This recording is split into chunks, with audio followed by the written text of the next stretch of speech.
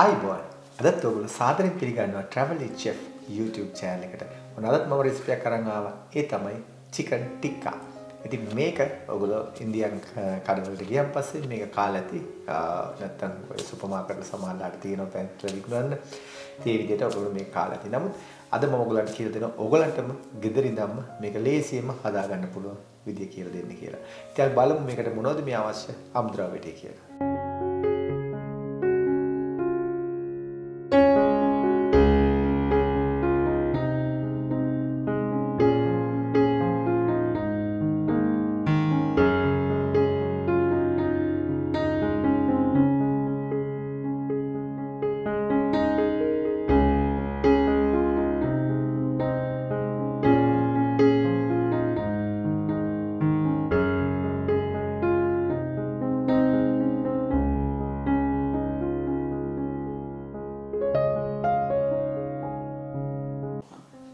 ඉතින් අපිට මුලින්ම අවශ්‍ය වෙනවා මේකට චිකන් එක. ඉතින් මේ තමයි මේ චිකන් එකේ මම අරන් තියෙනවා බ්‍රෙස්ට් එක නෙවෙයි අරන් තියෙන්නේ චිකන් මෙරිලෑන්ඩ් එක. කටු නැති. මෙන්න මේ වගේ චන්කි කෑලි වලට තමයි මම මේ කපාගෙන තියෙන්නේ. කටු මුකුත් නැහැ. හොඳට හොදලා පිරිසිදු කපලා තියෙනවා. මෙතන කිලෝ එක ප්‍රමාණයක් තියෙනවා. ඊළඟට මට ප්‍රධාන වශයෙන් මේකට අවශ්‍ය වෙන යෝගට් එක. ඉතින් මෙතන මේ යෝගට් එක මතක තියාගන්න මේ සෙට් වෙච්ච නිකන් වතුර වගේ තියෙන යෝගට් එක හරියන්නේ නැහැ මේකට. හේතුව මෙතන මේක වතුර ගතිය වෙනවා. ඉතින් ඒක නිසා මේක හොඳ සෙට් වෙච්ච යෝගට් එක තමයි කියන්නේ ප්ලේන් යෝගට් එක. ඉතින් ඔයගොල්ලන්ට මුදෝප් කිරි කියන්නේ ඒ වගේ ගන්න පුළුවන්. හැබැයි වතුර ගතිය තියෙන නම් වතුර ටික අයින් කරගන්න වෙනවා. නැත්තම් මේක නිකන් දියාරු වෙලා යනවා. ඊළඟට ඉඟුරු සුදු ලුණු මේක අනිවාර්යයෙන්ම ඔයගොල්ලෝ පාවිච්චි කරගන්න ඕන. මේක හොඳට හීනියට පේස්ට් එකකට හදා ගන්න ඕනේ. නැත්තම් මේ වගේ තල්ලා ගන්න ඕනේ. මේක තමයි අපිට ගත්ත හොඳ ෆ්‍රෙෂ්ම ඉඟුරු එක. ඊළඟ සුදු ලුණු එක මෙතන තියෙනවා. ඊළඟට ගරම් මසාලා පවුඩර් එක තියෙනවා. ඊළඟ ලුණු තියෙනවා.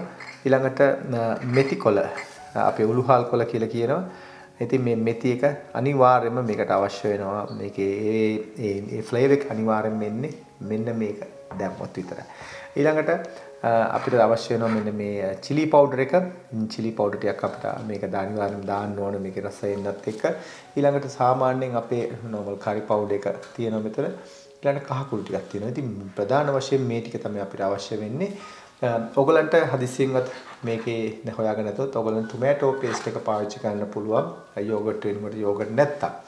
ඉතින් අන්න මේ ටික ප්‍රධාන වශයෙන් මේ ටික අවශ්‍යයි. දැන් අපි මේක දාලා අපි මේක මැරිනේට් කරගමු. ඉතින් අපි දාන ටේබල් ස්පූන් එක ප්‍රමාණයක් මේ ග්‍රීස් කුඩු ඊළඟට 3-5 කුඩු ටේබල් ස්පූන් එක ඊළඟට ටේබල් ස්පූන් භාගයක් විතර මෙන්න මේ ගරම් මසාලා පවුඩර් එක ඊළඟට කහ කුඩු ටේබල් ස්පූන් භාගයක් ප්‍රමාණයට වැඩිපුර දැම්මම කමන්නේ ඊළඟට ලුණු අනිවාර්යයෙන්ම ටේබල් ස්පූන් එකක් හෝ ඊට වැඩි ප්‍රමාණයක් අනිවාර්යයෙන්ම එකට අවශ්‍ය වෙනවා. හේතුව මොකද මේ හොඳ රස තියෙන ඕන නිසා.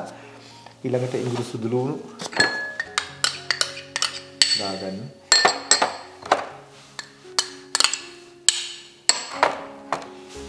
ඊළඟට යෝගට් එක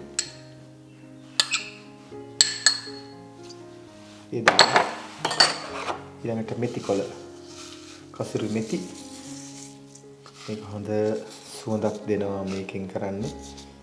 ඊට මේක හරි ගුණ හොඳ දෙයක් කෑම. ඉතින් අපි මේක දැන් හොඳට මේ කලවම් කරනවා.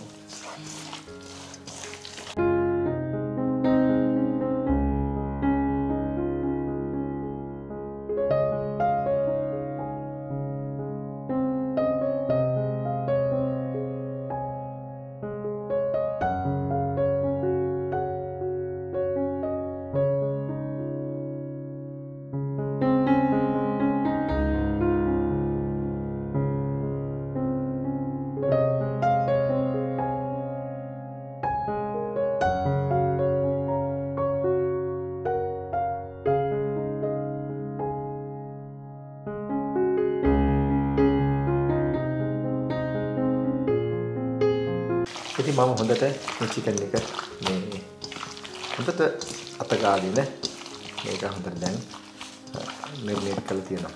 හරි විදියට දැන් මේක දැන් ඔයාලට පේන්නේ නැති මේක හොඳට මම කලම් කරලා තියෙන්නේ. යෝගට් දාලා මේ අවශ්‍ය ස්පයිසස් ටික දාලා. ඔයාලා මේක අනිවාර්යෙන්ම තියන්න ඕනේ පැය 8ක් හෝ ඊට පැය 24ක් ඊට පසුදා වෙනකම් මේක හොඳට ෆ්‍රිජ් එකේ තියලා තියෙන්න ඕනේ. එහෙම වුණාම තමයි මේ ෆ්ලේවර් එක හොඳට මේක උරාගන්නේ. ඒ උරාගෙන තමයි ඊට පස්සේ අපිට oven එකට දාලා මේක කුක් කරගන්න ඕනේ. නමුත් මේ වෙලාවේ අපි දාලා කුක් කරලා හරියන්නේ නැහැ. ඉතින් මට මීට කලින් මම හදාගත්ත එකක් තියෙනවා. මම ඒක තමයි දැන් oven එකට දාලා මේ ඔයගලන්ට පෙන්නන්නේ කොහොමද ඒක ඇවිල්ලා තියෙන්නේ කියලා.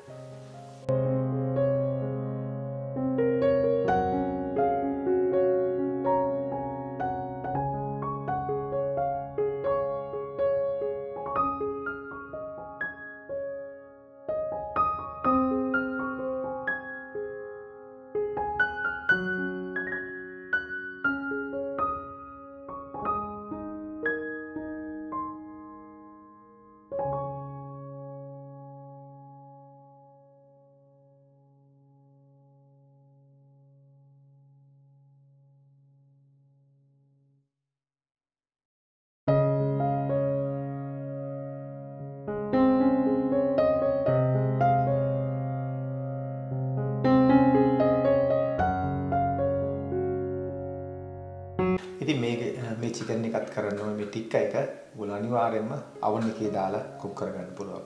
නම් ඔයගොල්ලන්ට oven එකක් නැත්තම් මේක අඩු ගින්දරේ අපිට pan එකක දාලා මේක කුක් කරගන්න පුළුවන්.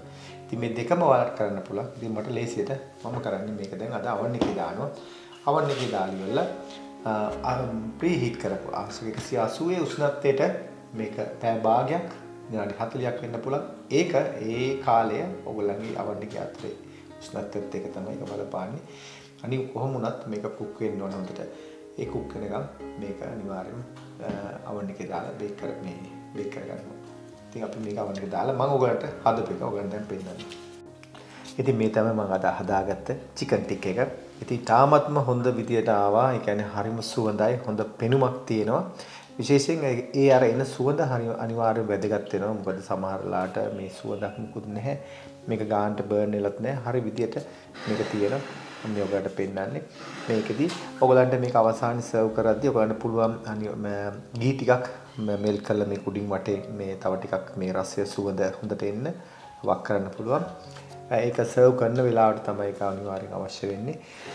ඉතින් මේ විදියට හදාගන්න පුළුවන් චිකන්. මතක තියාගන්න කටු චිකන් පාවිච්චි කරන්න එපා මේකට. මේකේ හොඳ ෆ්ලේවර් එක තියෙන්න ඕන. ඊළඟට සුදුරු නිඟුරු වල හොඳ ඒ රසය හොඳට ගේන්න ඕනේ. සහ අර ඉන්දියන් ඩිෂ් එකක් නිසා මේක ඉන්දියන් ගතිය ඉන්න මෙති කොළ අනිවාර්යයෙන් මේකට අවශ්‍ය වෙනවා. ඉතින් මේක තමයි මේ ඩිෂ් එක කම්ප්ලීට් වෙන්නේ. ඒ අර මෙති කොළ, ඒ කියන්නේ අපි උළුහල් කොළ කියන්නේ වියලි උළුහල් කොළ එක තමයි මේකට අවශ්‍ය වෙන්නේ. ඉතින් මේ විදිහට තමයි මම අද හදාගත්තේ. ඉතින් මේකේ මොනවා හරි ඔයගලන්ට නොතේන තැනක් තියෙනවා. මම හිතන්නේ හොඳට තේරෙනවා ඇති. විස්තර කළා මම කියපු නිසා මොනවා හරි ගැටලුවක් තියෙනවා ඔයගොල්ලෝ සුපුරුදු පරිදි මට කමෙන්ට් එකක් දාන්න. මම හිතනවා අද වීඩියෝ එකෙන් ඔයගොල්ලෝ යමක් අද ඉගෙන ගන්න නැති කියලා. අලුත්ම වීඩියෝ එකකින් හම්බ වෙනතුරු අද ගිහින් එන්න ඔබට සුබ දවසක්. ආයුබෝවන්.